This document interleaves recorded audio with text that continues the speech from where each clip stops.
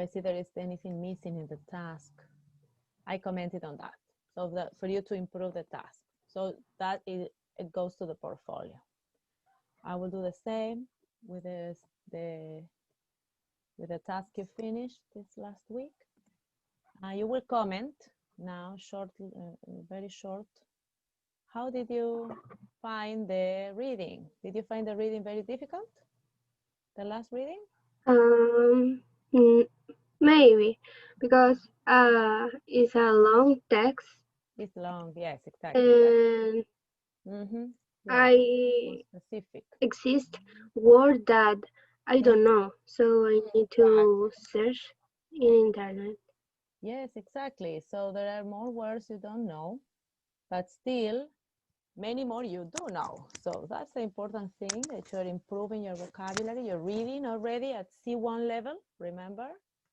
We are being more demanding, but I'm sure you could read. I just skimmed one or two of the words. So you have read and you have understood. It's not a problem. I think reading, then we will do with listening as well. Remember all these receptive skills you have improved and you have developed a lot. Probably speaking and writing always need more time, are more demanding to develop. But reading should be easy for you by this time. And even if you do not know one word, then we will practice how can we learn those words from the understand words from the context. Okay. So the standards presentation is are organized in this way. We still have to do another lottery for standard 5, really. But for the time being, we have the whole month of October complete. So we will be fine with these presentations. Remember, Monday, 12th October is a holiday. Okay. So that's great. A holiday Monday, a holiday on Monday is great. All right. So we will have the whole month of October. It's already organized. So I think we will be fine by finishing November. It will not be an issue. Okay, so these are presentations, but since we are waiting for more classmates who are here, the readings were more demanding, yes, and remember you're reading to a higher level already. And of course, you're reading on a topic that is very specific. But nevertheless, the language should not be so difficult so that you cannot understand. I don't think that's the case. Some words, of course, might appear that you need to think over and repeat or look for the context and think over and over, but that's not an obstacle for you to understand the reading. Okay, Barbara, do you want to say anything about the theories? I found the theories really interesting, even when that's not our topic. But I thought they were really interesting in order to try to understand how different lines of knowledge understand childhood and children's development. So that's why I thought it was an interesting reading, even though a little bit demanding. So we have will decide. By means of will decide, you will be able to, people present here, say 1 or 2 sentences about this theory.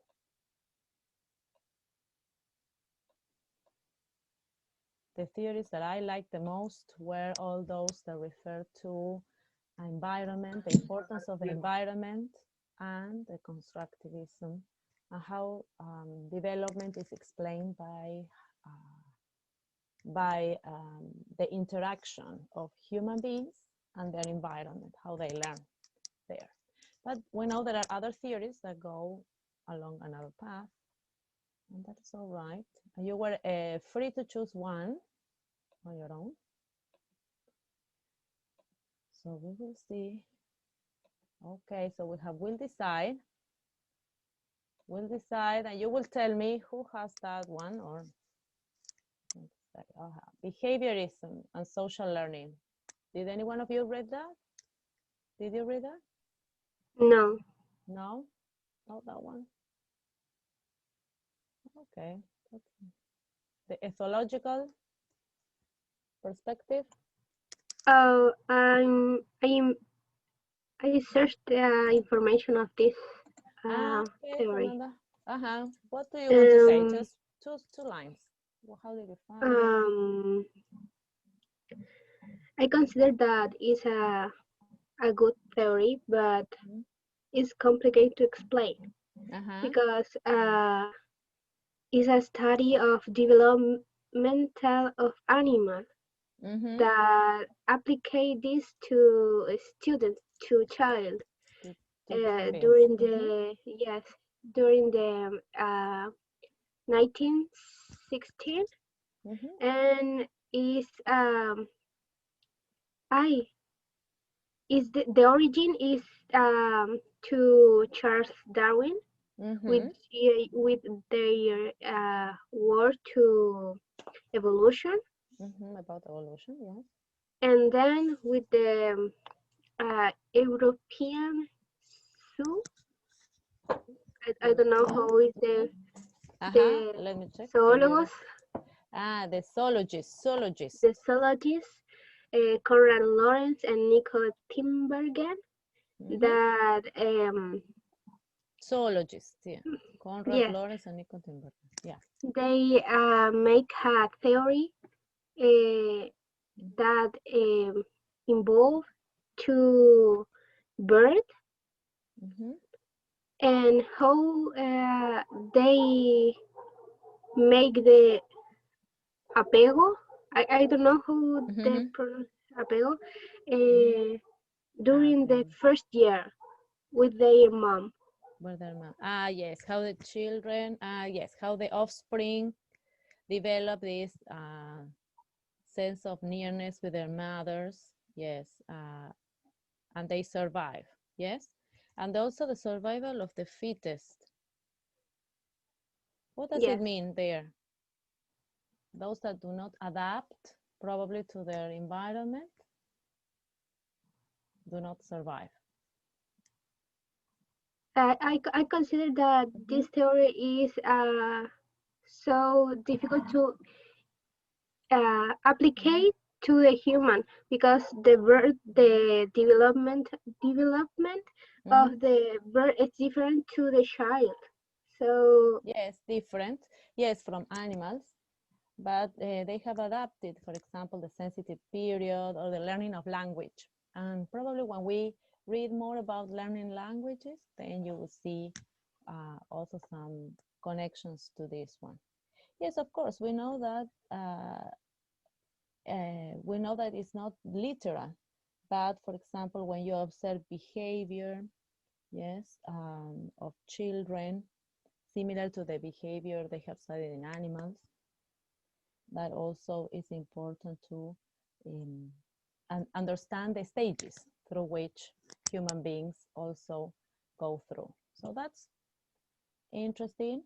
In all of these the evolutionists, theorists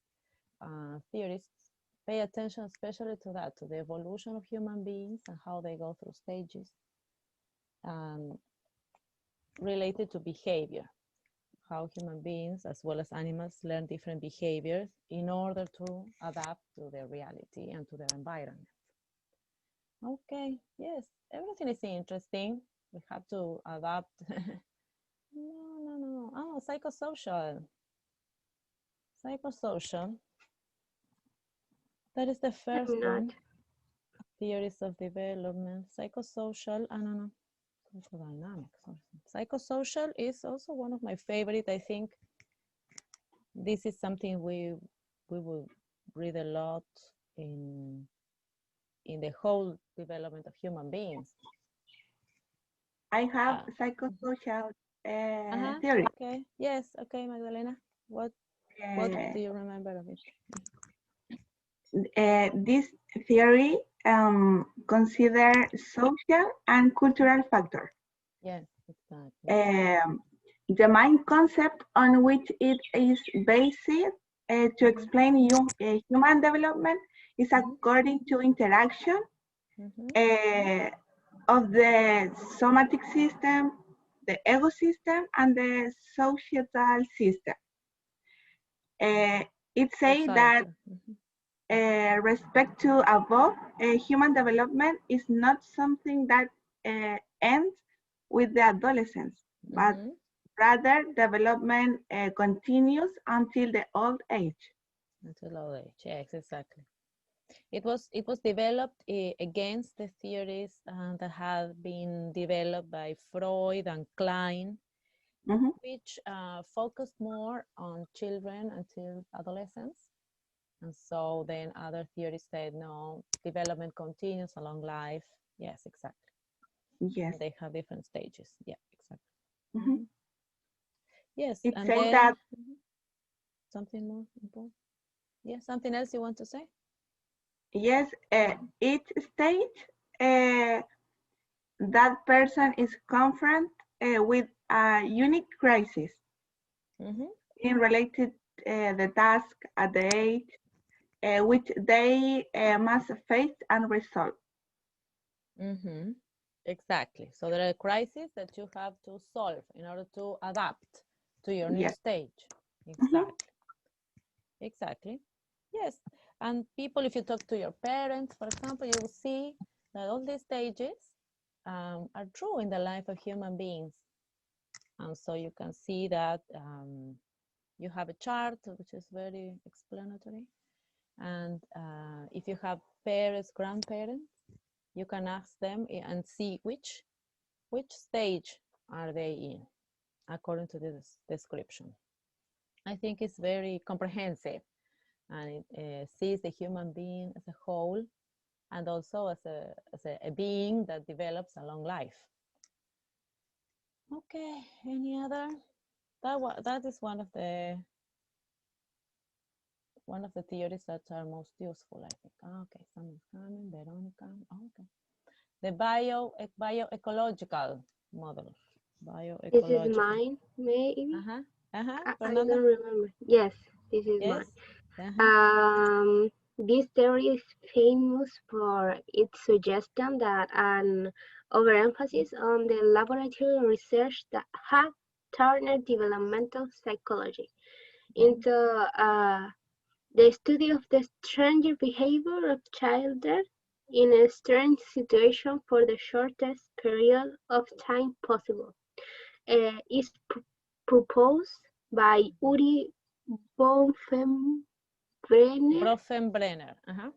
Bronfenbrenner, and his model um, proposed that the environment has a dynamic entity that is constantly changing, and in his bioecological model of a human developmental, the environment is also considered in a very broad sense as a series of nested structures that extend beyond the child's immediate environment. For example, his home or a neighborhood, to include in his school, the community and the social, the culture, institution, and their impact their lives. And they and Bronfenbrenner make a model centered in a system that includes 4 layers, each representing a different aspect of our environment and having powerful impact on the developmental that the child. Yes, exactly, because you can see in that model how the child is surrounded by different kinds of systems, and therefore he has to interact in all of those areas. Yes, exactly. I like that one very much. I think it's very useful because whenever you go to school, you will see The children, they are not isolated. They come with families, parents, families, and then you have a school environment, you have a community, and so on and so forth. So that is one of the most useful, I think, and most interesting. How it goes from the personal to the social, cultural, to the big picture. We said behaviorism is something, but anyway, social learning. We have seen something related to that last year. Yes, Veronica. Yes, Veronica. I accepted Veronica, but what happened to her? Did she go away again? Okay, is she coming back? So I accepted Veronica, but it seems her connection has failed, unluckily. Life course theory is again a bioecological theory.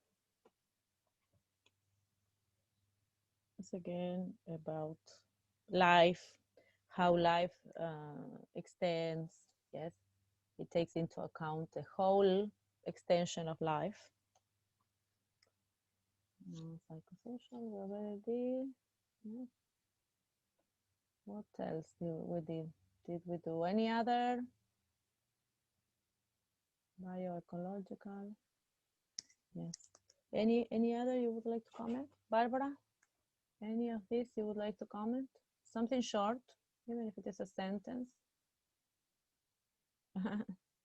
It likes it. So just to say something. I think those are important for you, always important for you to position yourselves as future teachers, and how these readings can influence your view of how children develop and how children behave. Remember that we have seen behaviorism last year and social learning, and we will see also the next reading also has to do with this.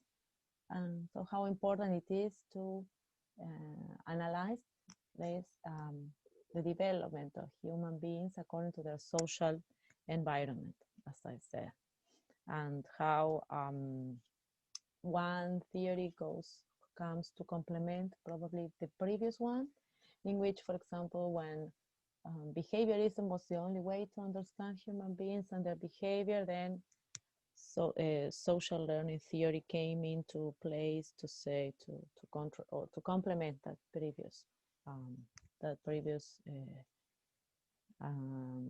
theory.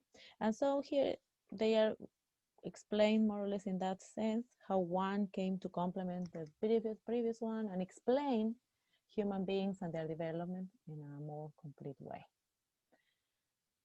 So remember, when I read your writings, I will be paying attention to your sentences, also to, well, vocabulary. You use the vocabulary correctly because you use the readings, but also how you write your sentences, because in that way we're going to support language learning, more apart from having this knowledge about child development.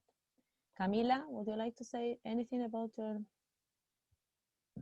because the wheel starts evolutionary, okay, evolutionary developmental theory. Did anyone have this one? One more sentence? Or is that the wrap up? Well, okay, Fernanda and Barbara have prepared their presentation on the standards for today. Yes. Okay. So we will listen to them. Someone's coming, but I don't know. Who is this person? Who's Javier? Okay, we have strange people today. Maybe it's Veronica. Veronica, okay. Probably she has problems with connection. Luckily we have. Okay, wait a minute. Okay, I have to go back to my. Okay, I don't know. Okay, so we'll decide. We were playing with, we'll decide. I have to go back. And so now the girls are going to present their, what they prepared about the standards. And let me show you once more the organization for coming weeks. So next week, Valentina Bravo and Camila. So Camila, Valentina will be able to connect. She's still having problems with connection. So in any case, just let me know how we can solve the problem. Then we have a week free. We don't have classes on that Monday. Then Valentina, Magdalena, Liliana will come in October, the third standard. Marjorie and Joanna, the fourth standard in October. And from then on, we will have to do a new lottery, since we need to complement standard 5 here. So we will do that, and then we will catch up again and do the whole round. Okay, so that as regards the presentations. And here is a presentation from the girls. So girls, all yours. Okay, I need to share Yes. The presentation. Yes. Yes, you are the co-host. Okay, yes, Fernanda, ready? Okay, I will stop. Okay, Fernanda.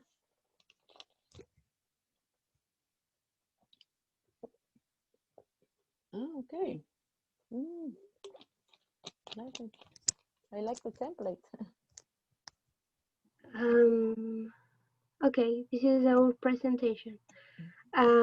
We need to investigate about the pedagogical standard 1, and I hope that you enjoy this presentation and this information for to know how is the pedagogical standard 1.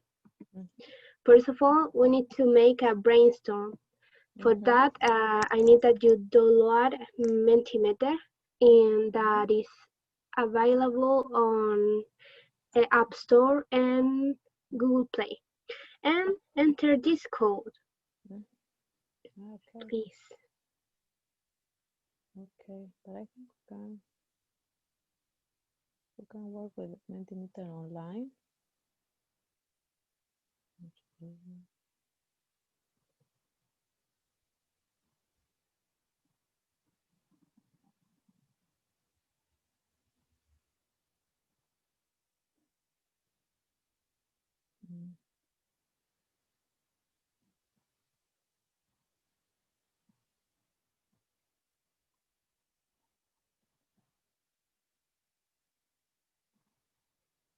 Or can we score?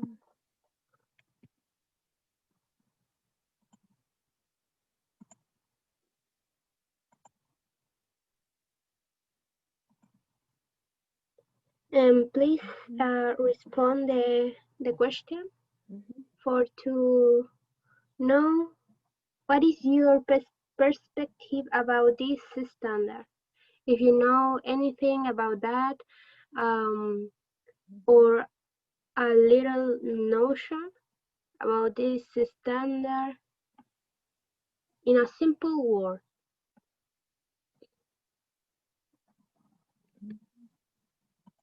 Okay, submit. Access the number.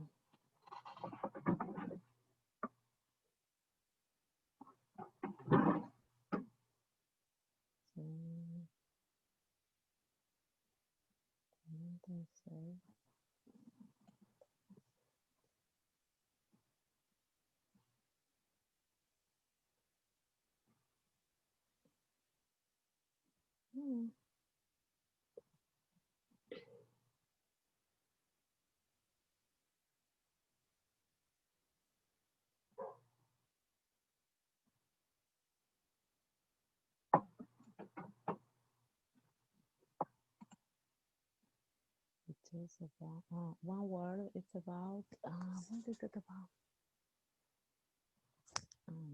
It's only one word? Yes. Or to depend of your Knowledge. knowledge. It's about knowledge, I think. But we can have more words. How does it take me to the end? I don't get it. Okay, it seems to take me to the end of the presentation. Okay, I like it. This is the word that the person in this class write in the Mentimeter. So it's about knowledge. Another student. Yeah, exactly. I agree. It's a little bit of everything. It's a little bit about knowing students, knowledge. Okay. So we need to continue with our presentation.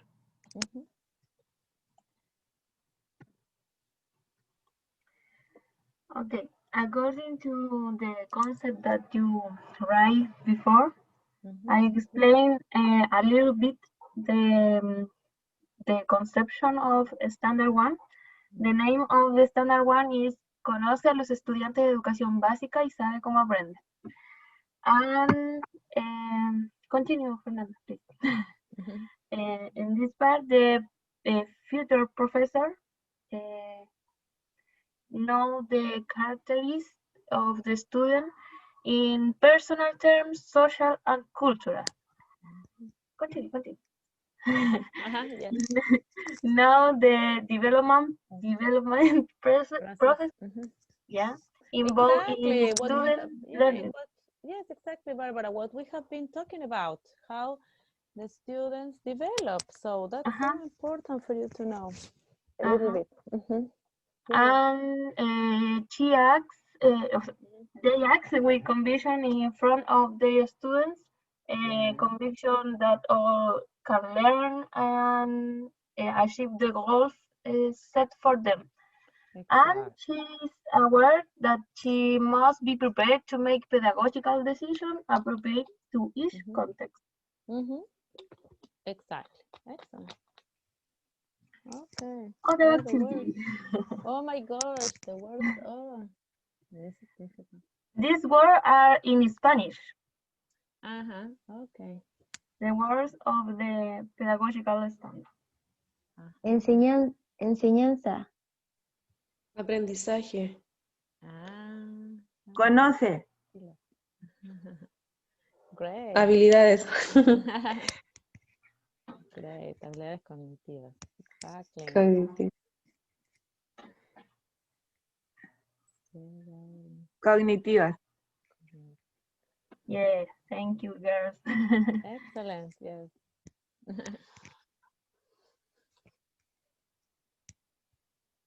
Yes. Excellent. I like this one.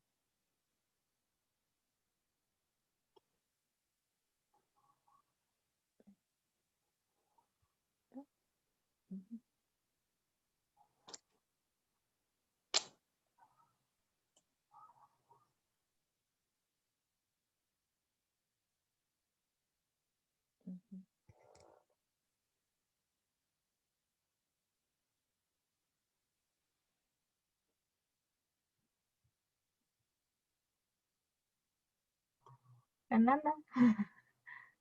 Are you okay, girl? Yeah.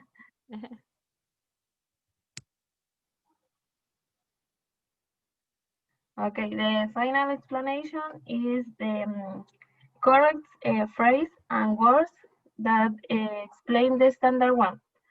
Here are in Spanish and say el futuro profesor o profesora conoce las características de los estudiantes en términos personales, sociales y culturales. Sabe cómo aprenden e identifica las características cognitivas, biológicas, afectivas y de los procesos de desarrollo que pueden intervenir en el aprendizaje. Y sabe que estas características se presentan de maneras muy diversas dentro de un mismo grupo. Actúa en concordancia con la convicción de que todos y cada uno de los estudiantes pueden aprender y alcanzar las metas que el sistema educativo establece para ellos. Y tiene conciencia de la complejidad del ejercicio profesional y de que tiene que estar preparado permanentemente para tomar decisiones pedagógicas. de acuerdo a cada contexto. Yes. Excellent. So I think a little bit of every module can help you put together this picture of the professor, of the future teacher. Yeah, exactly. Okay.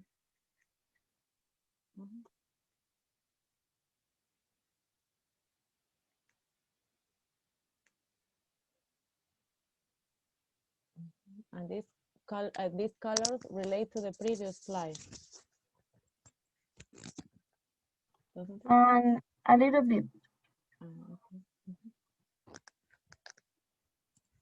Fernanda, you explain this slide? Did she have any problem? Is Fernanda all right? Maybe. Okay, probably she had problems with connection.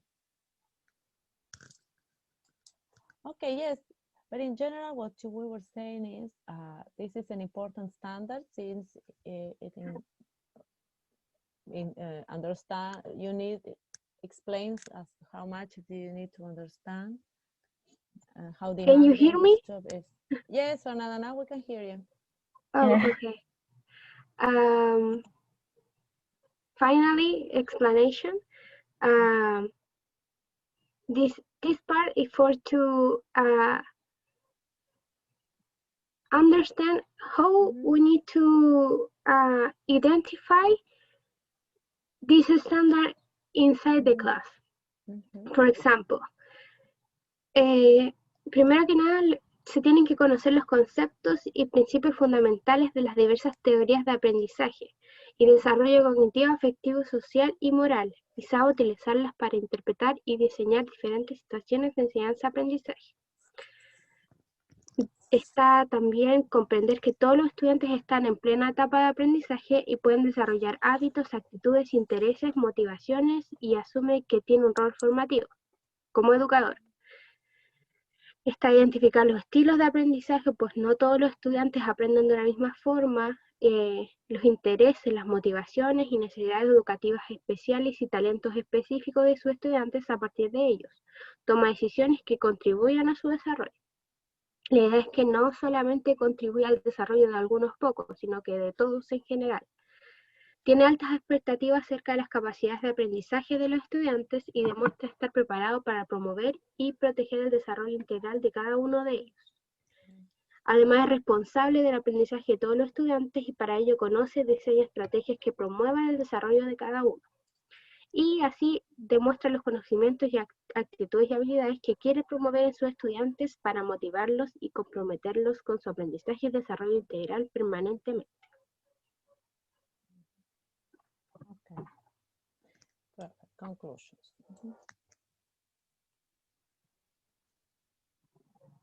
Yes? Which Yes. were the conclusions? In conclusion, from my perspective, this standard aims for teacher or future teacher to be able to get to know their student in every way, for better development within the classroom, and this in various areas, as a student not only study, they also get involved with their knowledge. Exactly. So they get involved in many different situations. So it's very comprehensive. But in English we say comprehensive. Comprensivo, not in the meaning of understanding, but in the meaning of very wide. Es algo comprensivo, algo que comprende una amplia gama de conocimientos. Y es por eso que es el primer estándar que comprende tanto conocimiento y tanto alcance, abarca muchas áreas. Por eso establece uno de los más altos requerimientos para los futuros docentes.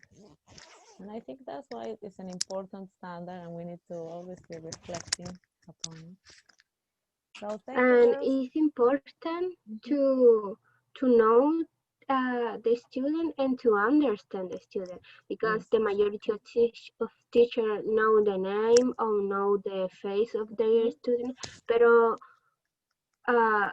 don't make interest to their abilities or the attitude of the motivation, so they only present the information and don't understand or don't import, if they acquire the concept of the information, and if you don't understand, it's your problem. Yes, exactly. So you need to understand and pay attention to every little piece of knowledge we develop here in these modules, since everything is one element that will add up to our knowledge of children and how they learn and how they develop. That's what we were saying some minutes ago when revising about the different theories. So great girls. So that would be nice if you'd share with all of us, with the class, your presentation. And also think, if you need to complete it today, it's fine. A little handout, a short assignment for your classmates to complete. For example, it can be a matching exercise or something to complete with the information from the standard. Is that okay? Okay. You can send via email, so everyone can have a collection of the standards and different presentations and different. Okay. Okay. Sorry, teacher, for to speak Spanish in this presentation because it's complicated. It's okay. It's okay. It's part of the present. We know that the standards are in Spanish, and Yeah. one of our tasks will be to reflect in Spanish as well, because you will be also developing this knowledge and this reflection in Spanish in the future. So do not worry, Spanish is allowed in this presentation. Okay, teacher, thank you. Oh, welcome, great girls. Very colorful. Very colorful. The template, I like the template. Very colorful, and always colors are a great way to transmit meaning. And but as you know, and that's topic for another class, different colors have different meanings. So that would be interesting if we do one day in the future. Okay, so but that's another topic. So going back, as we said, everything we try to do here then is just complement that knowledge that you need to have in order to be able to understand the students, your future students. And not only this, well, here in this module, because we have a very short time, we will see some more theories of cognitive development and development of language. But of course, as the presentation explains, standard 1 also requires that you follow up the social development of children, also the moral development, and all of those areas will be covered in other modules, hopefully, so that you have a complete picture and learn as much as possible. Therefore, we continue with our presentation. As I said, please bear in mind this. I didn't, probably this week I will publish this, because the previous week we had a lots of publications. So this is them. So we have October covered, and we will reorganize from November onwards. So we have still some time. And as you know, this is this and next class, I think we will have to extend a little bit, because it's an important skill, the skill we're going to talk about. And here we are talking about producing descriptive text, and therefore we are talking about productive skills. And those skills, both writing and speaking, we know, develop, need more time to develop, and more effort, and more trial and error processes, so that we have them in as correct as possible, and we can offer the best we can at that moment, the best results. Therefore, a pedagogical standard 9, and this is something I commented already, is across the whole module, since this is the most disciplinary of all the pedagogical standards. and focuses on how you communicate orally and in written in different situations. And you're learning this in Spanish. You're learning to speak and write in Spanish. And this module has a great demand to teach you to do the same in English. This will open a door for you to further your studies, probably in the future, open new doors and possibilities of work. So there are many elementary school teachers who have gone on to follow, for example, postgraduate studies in English, and that will all open new work possibilities for you in the future. So that's why this is a great opportunity. We hope that's why I am being more picky in giving you feedback according to your writing in the tasks.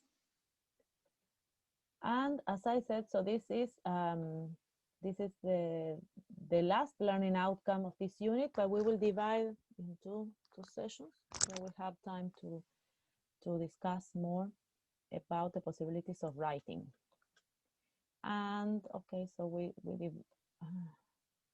discussed about the contents of your readings, and therefore now we are approaching this next evaluation, that is the writing workshop and the writing evaluation, which we will start today, but the final task will be uploaded in the week of the 12th of October. Writing, as I said, is a task that takes a lot of time. Therefore, since this week is a holiday, I think I will have to move this day as well for the order, but it doesn't matter. We still have time to accomplish all of this. And as I was saying, all of these evaluations that refer to production need a lot of preparation. And we know, for example, from the videos you produced last year as well, that sometimes you're not happy with something and you go back and have to do it again, just because productive skills need this trial and error and this process, and they need a process.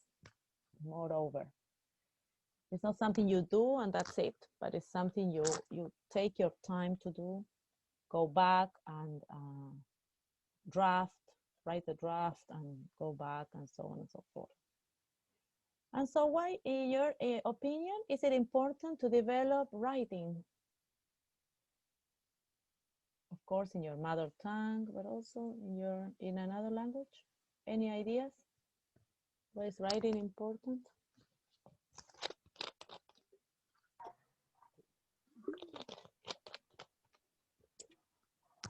It's an important skill. Why? The practice? Yes, in practice. But why do you need to practice?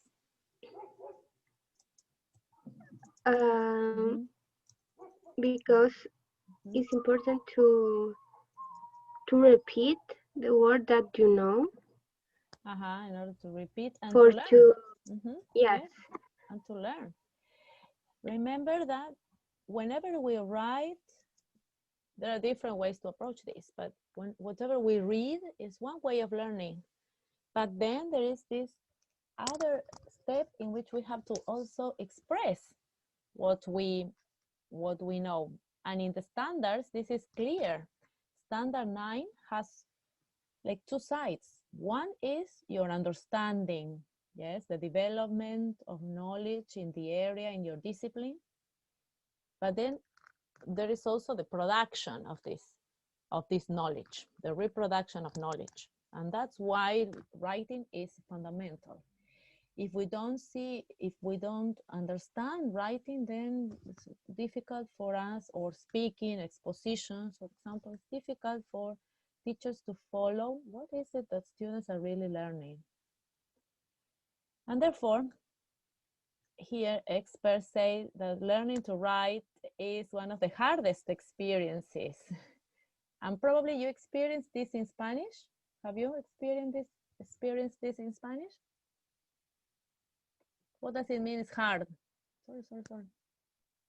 Difficult? It's difficult. Yes, exactly. It's very difficult. It's hard. That is what it means for students in school, but it's one of the essential. If kids do not learn the skill of writing at a young age, and that's why we start writing very early, they might face difficulties in developing the skill. But of course, writing is so difficult because it involves lots of other areas, and we will see that that's why we will need to come back next week, just because there are so many areas that you will need to revise so as to be able to write. And therefore, I found this picture, and whenever having to write, I found that the bear was eating me. And why do you think moreover, writing in a second language, you might find like you might feel like this?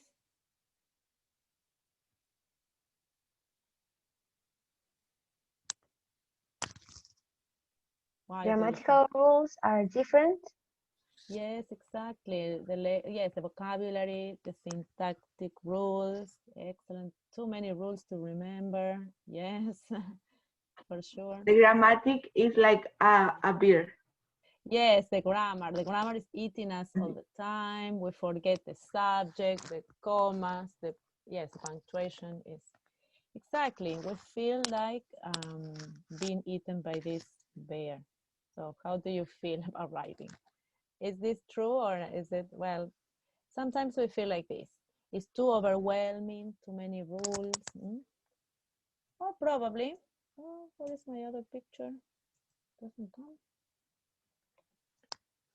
Or maybe you will feel like this. And how do you think you can get to feel like this? It's not anymore a bear, but a puppy, and the person and the boy is happy.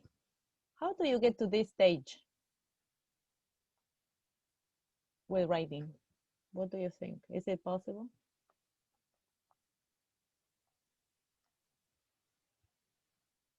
Maybe when you have practiced a lot, so it gets easier. Exactly, practice, but also following a process. So if we think next Monday I need to have my essay complete, I would see the situation as this one. Oh, this essay is going to kill me. I'm going to have a 4. My average grade is going to hell. No, we need to follow a process. So whatever you're going to produce, it's not going to be a bear eating me. No, it's going to be a puppy, because we will follow a process. You will go through stages. You will go and you will feel like this. No, I am relaxed. My writing is coming along different stages. So this is the main message we need to have with writing. Not feel at risk. Yes, we are in danger of failing. Though there might be situations in which we are in this stage. For example, if you're sitting for very difficult international exams like TOEFL, then you have only half an hour to write your writing. But as Veronica says, in order to get to that stage, you have practiced a lot. So probably this is not the case. But in most of the tasks along our lives, writing should be a process like this, like the baby with a puppy. Should be a process through which we go through stages with ease, with relaxation, learning from one stage to the other. And not thinking it's going to be something terrible or dangerous. So that is what I learned by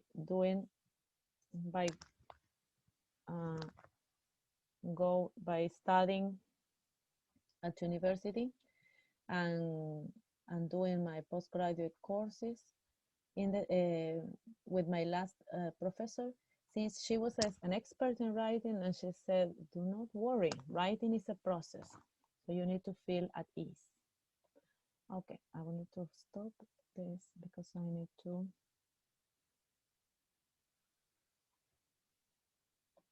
Okay. Girls, can you hear me? Yes, teacher. Okay, because I thought there was a problem with my presentation. Okay. So I thought these pictures were very nice, just to set the tone. Yes, this is not something that's going to be scary. No. Okay, so I need to go out this. Okay, exactly here. So you need to practice, you need to learn, you need to repeat words, learn vocabulary, learn the content. And why is it important? Because we are also, in my opinion, it is important in order to transmit knowledge. And this is something we are doing. Some knowledge and sometimes or messages. So think of the other side of the reading. Last Monday we were analyzing reading and how important it was to interact with the reading text so that we got the message. And this is the other position, the opposite position. Now I am transmitting this message and I want to get to people. Of course, it's not that everyone is born a writer, but that does not mean writing should be so impossible.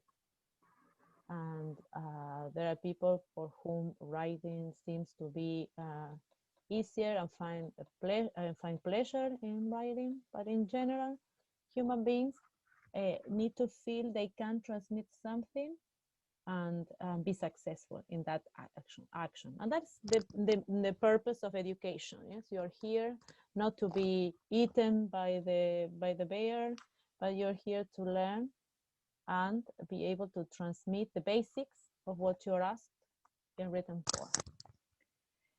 And so what is writing then?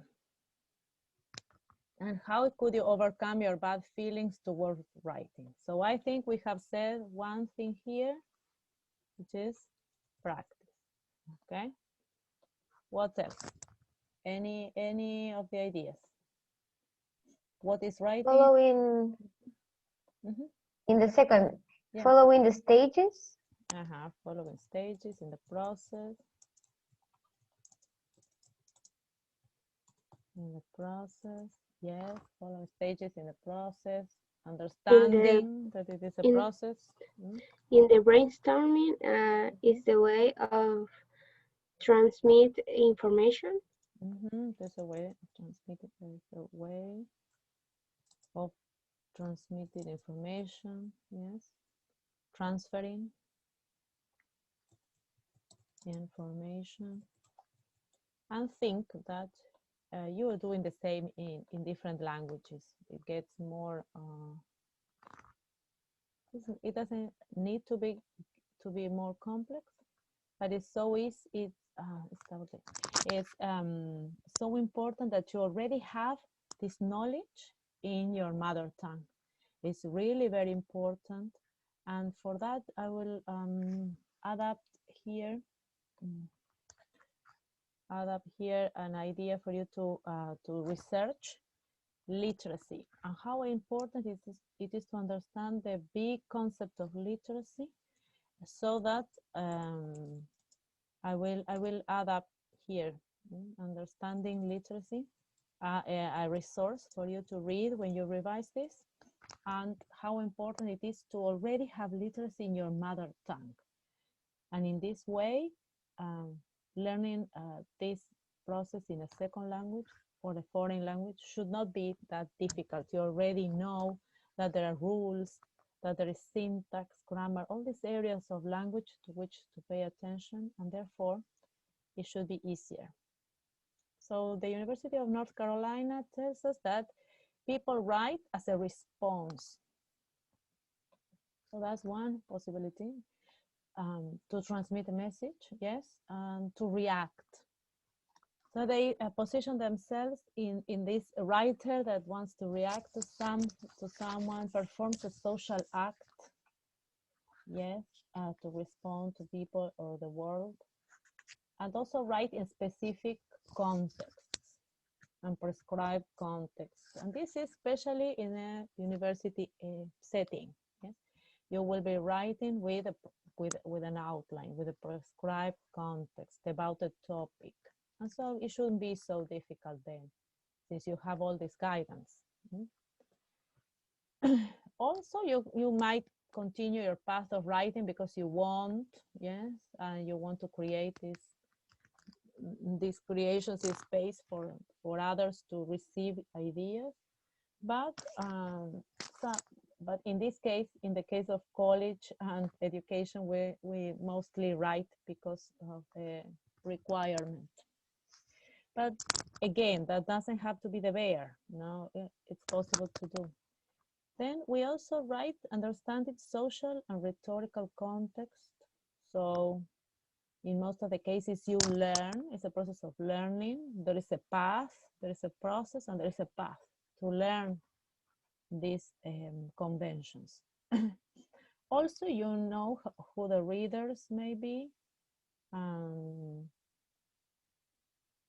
where they and when and where they will be reading and how they might view.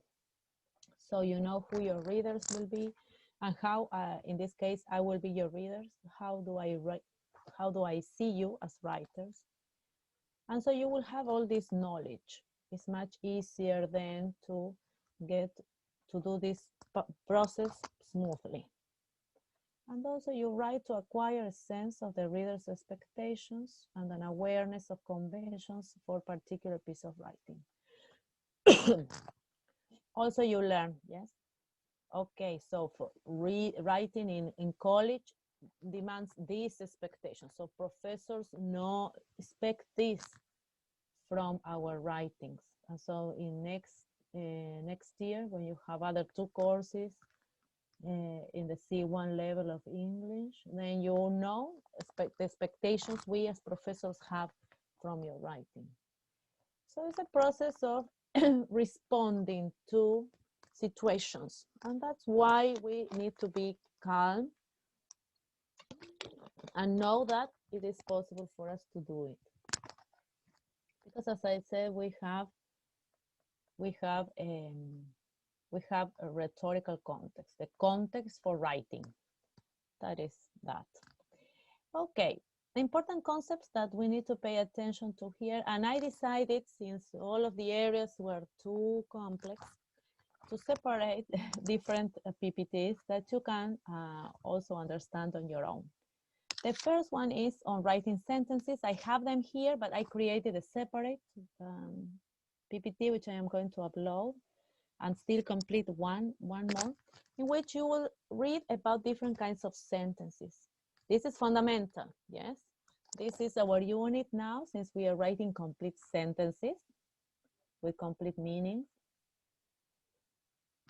and following certain demands.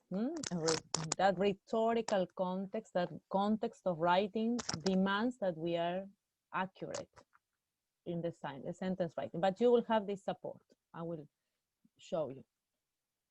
Then you will go to write paragraphs, and for that you will have a complementary PPT that I will upload there, in which very basically shows you this unity of the paragraph in a very interesting way, so that you will like that one. And it's easy, it's a very simple example for you to understand. And then we will continue with the other elements. What we are going to describe, write are descriptive texts, and they are parts of expository texts, which you have seen probably in Spanish. And descriptive texts can be of different kinds. You have personal descriptions, a text in which you describe personal feelings or personal view of a place or a person. And those are the ones that are most common. But we will do another kind of descriptive text, which aligns more with what we have been doing, and that is a formal descriptive essay in which you will describe your position, your views, according to your readings. Yes? So remember, reading and writing are always related. You cannot write if you don't read, and you have been reading a lot. You have this the backup of these theories plus one more section of the chapter dealing with the theories of cognitive development, and there you have different views of the development of children, of cognitive development in children, and therefore you can choose one and write your views in this essay. That will be the setting, yes, the rhetorical context, the big context. And then we will see the outline and how the writing process proceeds. Okay, so it's easy. It is easy, but it is, yes, demanding. And always writing is a little bit demanding. So all of these following slides are in a separate PPT that you will find, in which I explain what is a sentence, an independent clause that expresses a complete idea. You always rethink about your sentences, whether they really express complete ideas. And of course, these are very, very easy sentences, but for you to understand that it doesn't matter if it is long or short, the sentence needs to have a complete idea. And you start with a subject. Always be careful. I have been giving you feedback on that as a general in the group. So subject, verb, and object, and prepositional phrases to complete. So I like spaghetti for dinner. Mainly those sections in each sentence should be expected by this time for accuracy. So the sentence must have a complete idea, yes, and stand alone. So it's an independent clause. And follows generally this order. And in Spanish, the order is the same. I mostly have sentences written in Spanish that begin with a subject, a verb, and an object. And sometimes if we have different other elements in between, we might be writing freely, creatively. But if you follow this, and in English mostly, you won't be mistaken and you will be on the safe side. So here I have only a reference to two kind of sentences. I will complete the third one. So we have simple sentences with only one verb, compound sentences in which you have two simple sentences joined by a coordinating conjunction. And there is another one, which are the complex sentences that have a subordinating conjunction, and you will see the examples. So by this time in your education, you should have done all of these sentences already several times. So you will have, and you will have the website to check more. Then you have the coordinating conjunctions, which are so useful, and, but, or are the first ones we learn, but we also have for, we have nor, we have yet, and we have so. And here the explanations. So with this, whenever you have an idea of how to join the sentences, go back to this, and you will have a great guidance. So all of this, again, will be in a new PowerPoint for your support. Okay, so writing paragraphs. And this is a difficult topic because after we go through the sentences, we need to put the sentences together, but that contains some meaning. And that's why the paragraph is a collection of sentences that describe, discuss, or explain one idea. And that is something that is difficult to develop, even in our mother tongues. That one paragraph contains the sentences that refer to one idea. And we don't just change topics within one paragraph because our readers are going to be lost. This American, and this was my professor at university, Dr. Keith Falls, and other scholars have device and in general a convention in the United States that paragraphs have these 3 parts. And so, as I say, you have this context to write, so it should be much easier to follow the steps. They have a topic sentence, they have a supporting detailed sentences, and a concluding sentence. And if you follow this as a recipe, you will eventually learn to write good paragraphs about one topic. The topic sentence, and this is something we will practice a little bit. Probably you will need more practice. That's why next week we will meet again with your practice on this. What is a topic sentence? A topic sentence expresses the author's main idea or thought. It is a summary of the entire paragraph and constitutes the basis of the whole paragraph. The topic sentence has the following elements. So it has a main subject and a controlling idea. And that is what I wanted to show here about this example. So in this example, computers is the main subject, and this is the main idea or thought in this paragraph. Can be used in many different situations.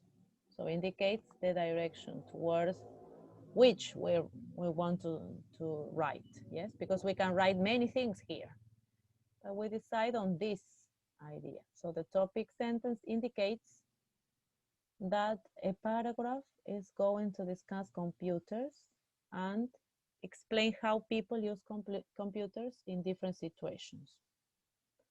And so this is what you expect to find as the idea of the paragraph. And so on and so forth. We can practice more. For example, we have been, you might be thinking, for example, the theories you have read, for example, and how you can understand children development can be understood, for example, and you can have different controlling ideas according to the different theories you have read. For example, just as an example. Then whenever you're writing this paragraph, you're also brainstorming all the time. Brainstorming and pre-writing ideas are important so that you write down all of your thoughts about a topic. Disregarding whether writing is correct or not, at the very beginning, you're just trying to put ideas down. And that is also correct. We said it's not, we are not starting with a final version. We're just starting with a draft. And that's why it's always important when you're writing that you're brainstorming your ideas. Then when you have the topic sentence, then you need the supporting sentences. And supporting sentences are scaffolding. Scaffolding are different kinds of support. Scaffold is el andamio. So scaffolding is el andamiaje. So everything that we build to support the topic. So if I say computers can be used in many different situations, then I need to find all of the support for that idea. Yes, that's the idea. It's not only one sentence. We're writing a paragraph, so we need to complete that. So all of these sentences describe, explain, clarify, or give examples of the main idea. For example, they answer the questions who, what, when, where, why, how. They explain the topic sentence in detail and give the reader more information.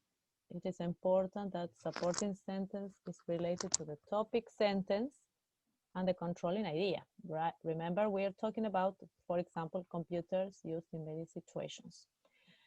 So here we will say, when do we use computers, who, to the what, where, why.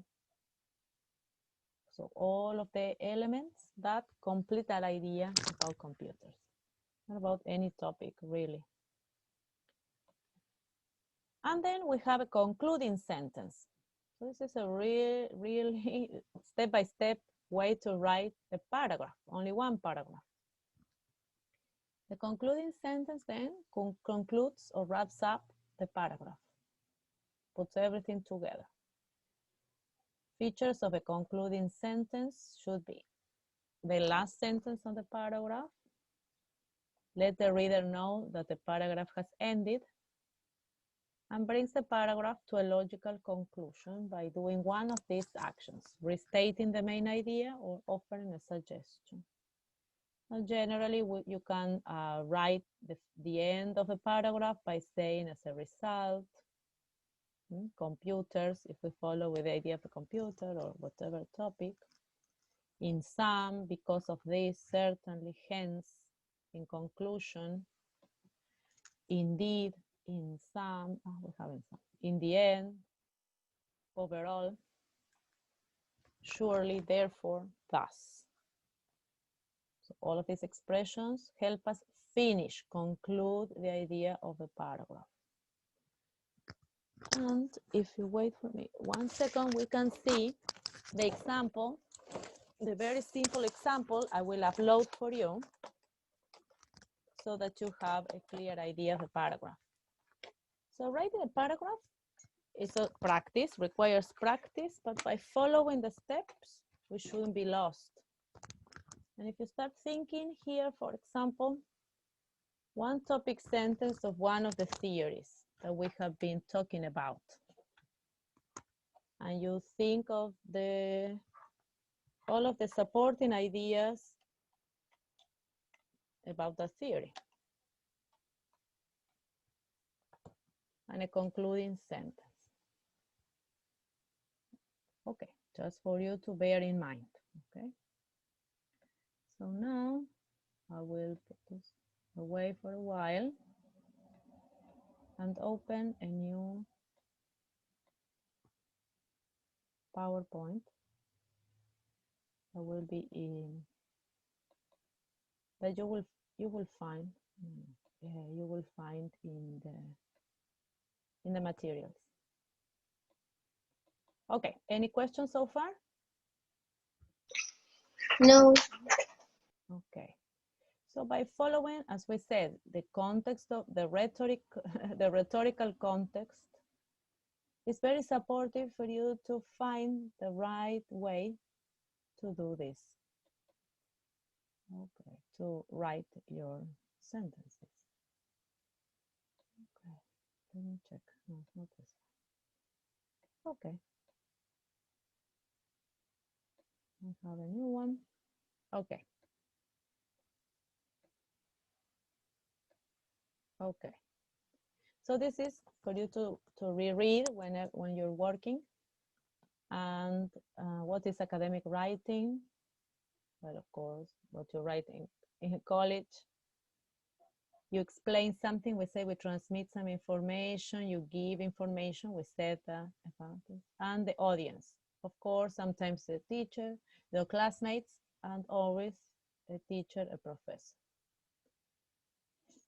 So again, what do we have to pay attention to? The sentence structure, the organization of the ideas in the paragraph, grammar and punctuation. Okay, so what is a paragraph? A group of related sentences about one topic. And for that, we are going to use the allegory of the hamburger. Okay, so whenever we write a paragraph, we think of a hamburger. We put it together like this. Okay, so the topic sentence is the top bun. It's the bread we put on top. Your first sentence. Always indented, yes, according to the rules we're following, and names the topic, yes, the topic sentence, remember, the topic, and tells what the paragraph will be about. For example, there are many reasons that I love to teach. And so here we're talking about the reasons for teaching, for loving teaching. And so that is your topic sentence. Similar to that of the computers. Computers can be used for many situations. So there are many reasons that I love to teach. Okay, the first detail. How are we going to put this together? It's not the most important detail, but that can be different as well. Needs to follow the topic sentence and needs to be full of good details. There are many reasons that I love to teach. First of all, I love to teach because I love being at school. So this is one detail, one support for this topic sentence. Okay, then we have the tomato. We have to add a tomato. Still not the most important, but you can start the opposite. You can write the most important detail first. That's also your choice. But the most important thing is that all of these details support the topic sentence. Follows the letter sentence and has more details. Okay, so another reason I love teaching is that the days go by quickly. So this supports the first one and supports the topic sentence, the reasons that I love to teach. The third one is a cheese. Probably not the most important, but that is your choice. And it's to be different. For example, a third reason, and think you are starting with different transitions, you see? So that you make your paragraph a little bit more flexible, not so tight. A third reason I love to teach is because I love seeing a student understand something new. Finally, I love to teach because I love, sorry. You have to still go. Meat. What is the most important detail? Sorry, I was spoiling the meat. Finally, I love to teach because I love to be around kids. And then the concluding sentence. So should look a lot like the topic sentence, summarizes the topic. So there I close the complete paragraph and repeat some words, the same idea in different words. So these are just a few reasons I love to teach. So you close, you feel like you have your hamburger complete. The top bun, the details, the meat, and the other piece of bread on the bottom. Okay, so that was very, very illustrative. When I used to teach in the US, my students like that a lot because it's very visual, especially for visual people. But it's a very clear explanation of what we have been saying, that by following certain structures, you're able to write whatever you want, really. It's just following the correct patterns, and you can write almost about different things. Okay, girls. We still need to revise about the essay. Sorry. I lost my... Can you hear me? Yes. Yes. So we need to see something about the essay so that you have the explanations about the task.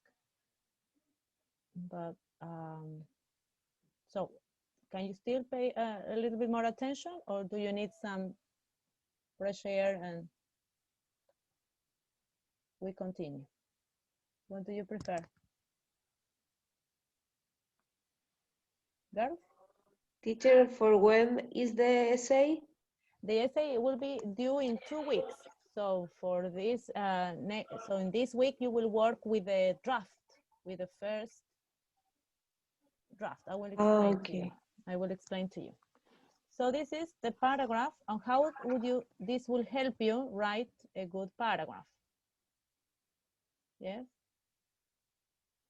So we still have to explain about the different sections of the essay. Would you like to continue now, or is it better that we have a break, or what do you want to do? Hello? Can you hear me?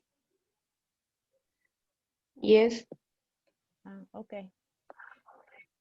So if we continue, we finish in some minutes and I explain to you the task, and we can do one example of the, paragraph. Okay, finish soon, do not worry, it won't be, it has lots of details, but as I said, you will have more information to share, to check on your own. So whenever we have learned how to organize a paragraph, then we can transfer that. The idea is that you transfer that to essay, to writing an essay, because you have the basic organization. And the basic organization is for an essay is that it contains 5 paragraphs. That's the basic, the one we are going to do. And it is called, as I told you, formal descriptive essay. Formal descriptive essay is a kind of description that is not the description that we do in primary school about my favorite classmate or my puppy or my favorite room in the house. We used to do that in college as well. But it's more like an argumentative essay in the sense that you need to communicate a set of key points or describing something in detail according to a clear structure that you're going to see, and it's to support your ideas on a topic. So if you think Piaget explains the development of cognitive knowledge in children better, then you support that idea. If you think Vygotsky's theory explains cognitive development in a more complete way, then you support that idea. The idea is that you describe all the characteristics within that theory. And the same, more or less, you have been doing with the readings you had for today. Do you remember the questions I wrote as a guidance? You were looking for support on that theory. And this is the same you're doing here. You're thinking of how you will complement your ideas. So you have one reading, and then you will have extra resources that you can find easily because these 2 authors are very, very famous, and you will find a lot of information about them. So this is not an essay of your experience. It's not your favorite room in the house, your favorite landscape. It is an academic text that describes your position or your description of an academic topic. Okay, so it's about the topics we have been dealing with. Okay. The normal organization, and you will see that in the task in the Word document, means that you have an introduction, which has, of course, certain contents. The introduction is very important because it sets your essay apart from others. You have in here, you will have the explanation of each of these. Then you have body paragraphs in which you support that idea you introduce in the introduction, and the conclusion in which you close, you summarize everything and you close that essay, the same as you close the hamburger paragraph. That's why the resemblance with the paragraph. It's the same as if you have a big hamburger here. Bread, the middle, the lettuce, the tomato, the meat, and another piece of bread. And in there you finish the whole writing. In the introduction, why is the introduction important? Because you establish the subject and you provide context. So I am going to talk about this theory, and this is the context of the theory. So keep it brief, and you need to pay attention because your first paragraph can make this essay different from others. Okay, and imagine if you were I don't know, in a contest or applying for a job, then they will say whenever you call your attention, the attention of the reader in the first paragraph, then they will choose you for the job. Yes, you have more chances. So how you do this? By writing a good hook. So what is a hook? Does anyone know what a hook is? When you go fishing, for example, you have a hook in your fishing line. Anyone has an idea what a hook is? It's a sentence to engage with the... Yes, exactly. With the public. Exactly. Yes, it's to engage, call attention. Yes, read. This is my I want to show you. This is my essay. Yes, exactly. And you call the attention of the reader. Yes, this is a trick we need to master. Exactly.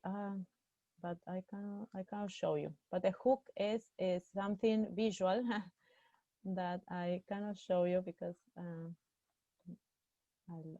here it is. Well, I have many. Can you see the hooks? Girls, can you see the hook? Yes. Exactly. So whenever you go fishing, you have a hook, and the fish come to eat the meat here, and they are caught. Exactly. So you're fishing, you're catching your readers. So this is a very important one, very important idea. It's a very good metaphor of what you're doing with your reader. Yes, you're fishing and trapping. Yes, catching him or her.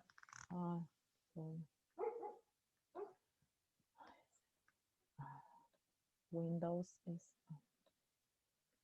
different for me, and I get confused. Okay, compartir. You should see now. Yes, the hook. So there you call the attention of the reader at the beginning. Yes. So it should include some unusual metaphor, a quote, something that will call the attention of your reader, something important about this theory or something that is unique. Then the rest of the introduction will contain background information. Remember, if you're talking about the theories, you're talking about when it was developed, or if it is a reaction to another theory, which is the context. Yes, lots of background information. And this is important also to know. And then the thesis. So these two are really important. The thesis comes to be important, and it is in the rubrics, for example, in the sense that the thesis should be short, but it includes the subject of your description. That is what you're going to describe in the rest, or write about in the rest of your essay. That's why the thesis statement is so important.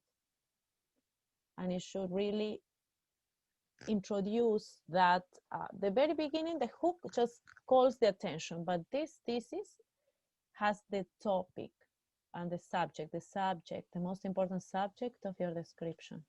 So this is something you really need to pay attention to.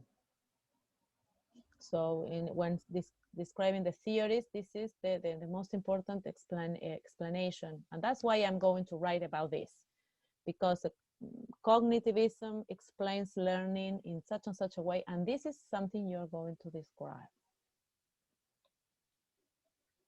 Then the body paragraphs, just as with the paragraph, we have the meat, the lettuce, the tomato, the cheese. Yeah. All the body paragraphs add important information regarding this thesis, this theory. So the theory, you will check, you will talk about the theories and about, for example, the different definitions, the different positions within the theory, the people who have written. So all of this other information that supports the importance of that theory. And whenever, and always paying attention to the transition. Do you remember how we saw these examples in the hamburger paragraph? That you were always introducing, following a new transition, the new paragraph with a new transition, so that it flows, so that the reading is easy for the reader. And finally, you get to the final breath, the conclusion, which should be a summary of the main points of the whole text, yes, and in which you try to incorporate the following: a reflection of your purpose, yes, a reflection of the topic, why you chose that topic, that thesis, what are the most important details in the whole essay. And the final, the closing statement or clincher is the sentence that reinforces your purpose and leaves your audience with an intriguing thought, probably, or you just repeat that thesis in the sense that you're saying why it is important. In the paragraph, you have the topic sentence and the final sentence also repeating that idea. And this is why I like it, or this is why this topic is so important. And in that sense, you have a complete picture of the writing. And what I was saying about the process is that the process takes you through steps. That's what we were talking at the beginning, through steps to reach a goal. And in this case, we are going to go through steps. Yeah? So here you have everyday life. In everyday life, we have steps, then you read this. But also writers follow a process, yes? And help writers produce clear and correct paragraphs in English, and that's why we have this picture. So where does it begin? What is the first thing we have to do? And we do with reading, in each task. What do we do first?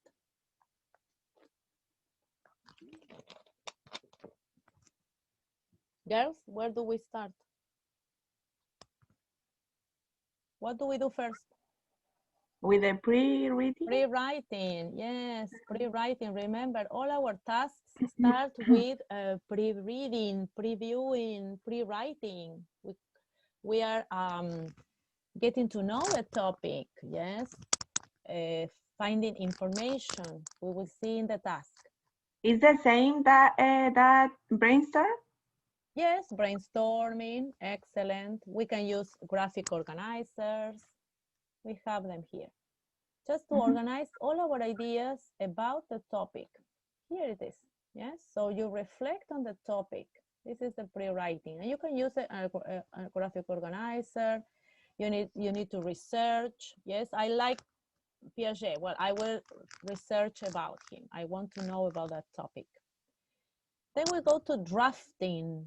Drafting is when we write a first draft. Yes, un borrador. This is the first version of our writing. By no means is the final one, because we will go to revision. We always revise, even if we revise ourselves, if we ask a classmate to revise, in this case, the professor, we always have a new possibility to edit.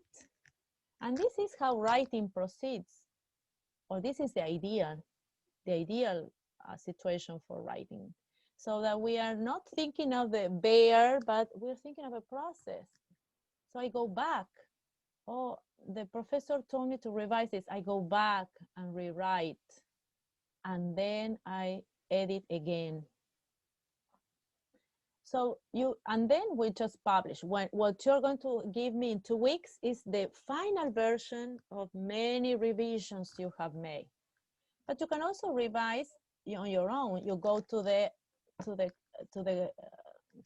grammar slides, to the sentence slides. Did I write the sentences okay? Did I write these connectors? Did I write subordinated sentence, coordinated sentences?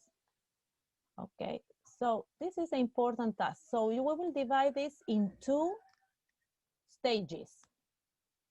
Yes, so that we have more time to think and develop the writing. Okay, so the first stage is in which you are going to reflect. You have received, and I have it ready to send it to you. I have the task ready to send. I am going to upload it as usual, you know that.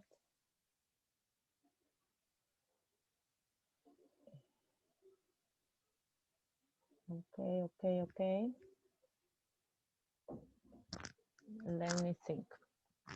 I have it ready, but okay, it is here. So you are receiving now the essay task. I am going to upload it, of course. Okay, let me check. And what are we going to do? First of all, you're going to reflect and research the sources. Yes, they are in the task.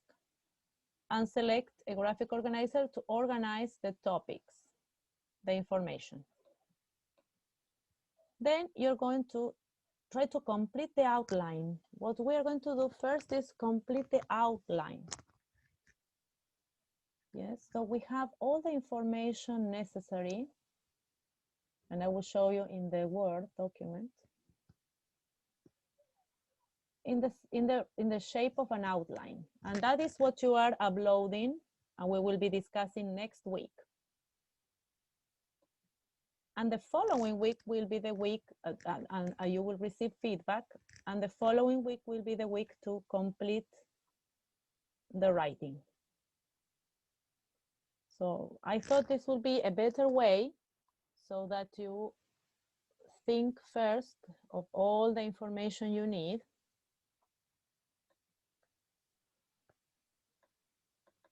And then we are ready to write. Okay, this is the document you received. Yes, so you have the pre-writing and the outline. So outlines, apart from giving us explanation, gives us the opportunity to write an example. So here you will complete your hook. And here, some background information. This is a summary, okay? So that I see you have researched. Then you will write the paragraph. But first of all, write the ideas. And then the thesis. This is something I am going to check in all of you. The thesis. So that I send you back and say, okay, check the thesis. You can improve this or that. These ideas or that idea. Okay. And then one topic sentence for each paragraph. And we will see an example. And the conclusion. So you also have an example here in the PowerPoint that is about a sport. But the example is a little bit funny because it has, well, you will have to decide what is missing in this example. But it is, what is it? Okay. There is something missing in that example, but I'm going to share with you anyway. Oh, I didn't. Okay. Sorry, I had the.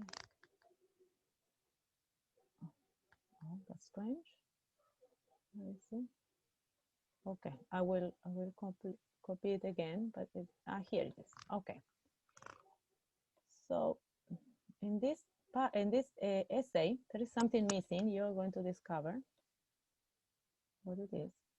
That is an example of an essay on a topic of a sport.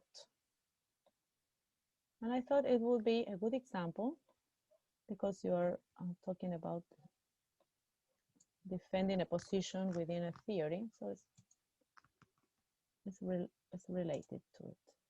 Oh my gosh. Well, well, you will. Okay, this is it.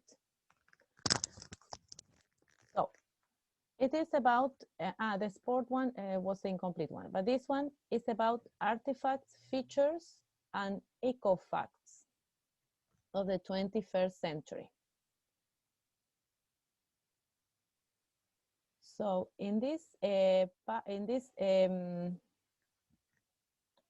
I have another example. In this one, I will send you this link as well.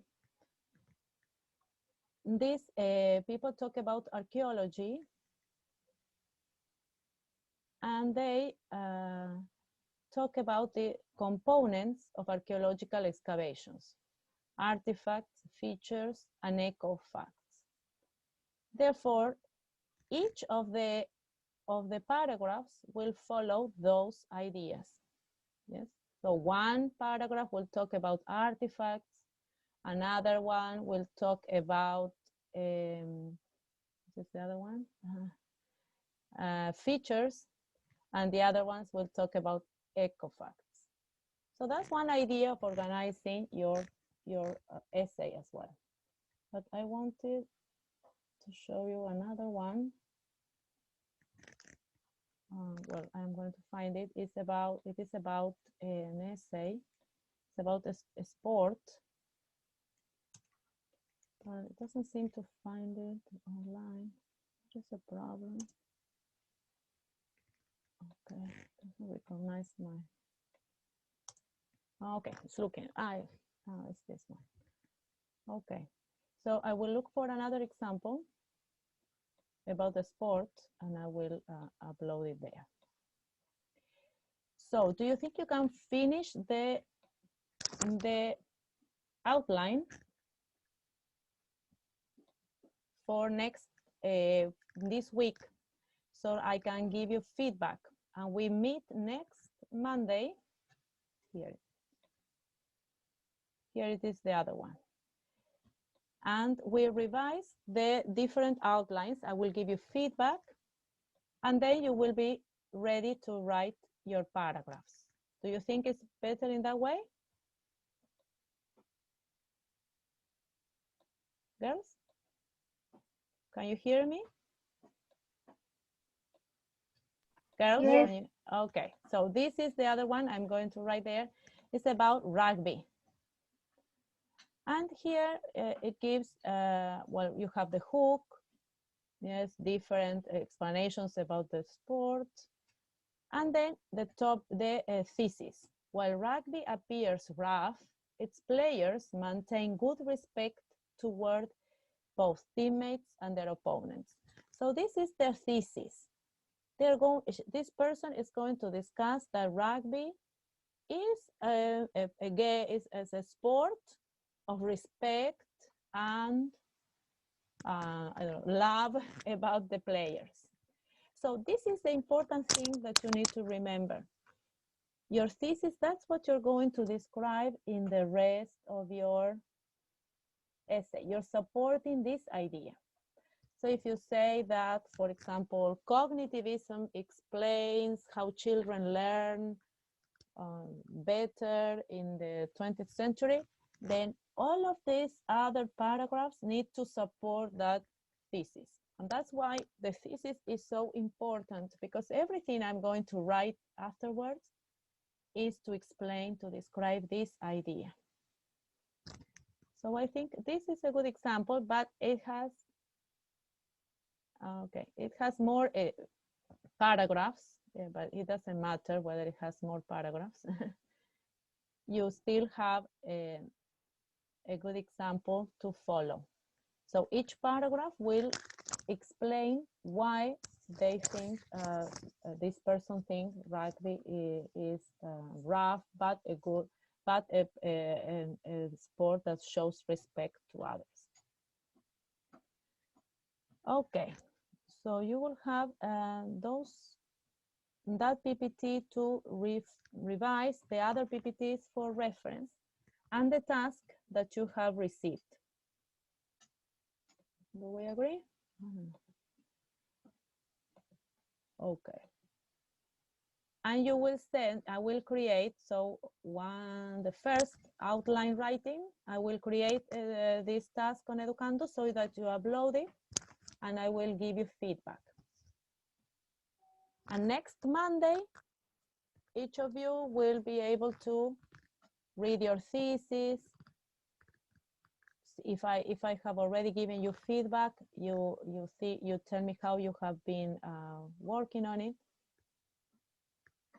And we will try to go back to the idea of writing a paragraph together, all of us together, so that you can put your ideas into writing. The lettuce, the tomato, and the cheese together. You have the reading here, and you can check other resources. And here you have more ideas about descriptive essay about the outline, And you will have the complete PowerPoints to check. So the first step of the task is to finish the outline. Gather all your ideas for the outline. Is that clear? Yeah. Barbara, okay. You can write to me if you need extra. Okay, so for next class, the 5th of October, we have lots of things. On the one hand, we might have the speaking workshop, a little bit of speaking workshop, but I am checking with the professor that is going to help us. So that is to be confirmed. Then Valentina and Camila are preparing the warm-up activity on standard 2. Okay, remember, and you have also the checklist, the checklist to see all of the items for you to have your the idea of all the elements we need. You need to integrate. Then you will read again the PPT, the main presentation and the supporting PPTs. And supporting PPTs. Complete the task. Task including pre-writing, which is your reading, your preparation of materials. So pre-writing. And the first draft, which is the an outline writing. That is our first draft. The primer borrador, the putting together of ideas.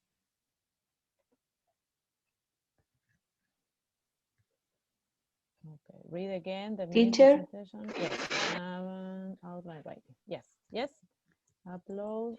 You are gonna upload the rubric about the essay? Yes, it will be in important documents. Remember, important documents. I will explain there. So the writing, in the writing you have to pay attention to, I will show you your language, yes, language, communication, that you follow the format. I will show you. So it's more or less something you have already done before. So complete the task, pre-writing and outline writing, and upload the outline for revision. Yes, so that will be the task, the first part of the task, okay? Here, outline writing. Okay, is that clear? Girls? Yes. Okay, Yes. so next class, so next class we will revise again paragraph writing, gathering of ideas, and I want you to tell me your experience about finding elements for your writing. And I will comment if I see in general which areas to support of your writing. So if you have your outline, the sooner you have your outline, the better, so that you upload and I can give you feedback immediately. Okay. All right. Are we clear? Yes, teacher, it's clear. Okay.